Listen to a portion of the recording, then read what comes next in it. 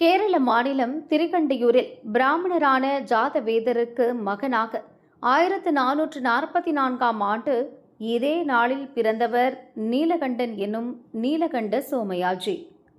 மிகவும் அரிதாக கருதப்படும் வேத வேள்வியான சோம யாகத்தை வெற்றிகரமாக நடத்தி முடித்ததால் இவருக்கு சோமயாஜி என பெயர் வந்ததாக கூறுவர். கேரள கணித மரபில் வந்த இவர் உலகளாவிய வானியலில் வல்லுநராக இருந்தார். புதன், சுக்கிரன், செவ்வாய், வியாழன், சனி ஆகிய கோள்கள் சூரியனை சுற்றுவது குறித்தும் புதன் மற்றும் சுக்கிரன் கோள்களின் இயக்கங்களையும் கணக்கீடுகளால் வெளிப்படுத்தினார். மேலும் ஆரியபட்டாவின் முக்கோணவியல், இயற்கணிதம், கோள வடிவியல் உள்ளிட்ட கணித கோட்பாடுகளை ஆரியபட்டிய பாஷ்யம் என்ற நூலாக எழுதினார். சமஸ்கிருதத்திலும் பல நூல்களை எழுதியுள்ளார்.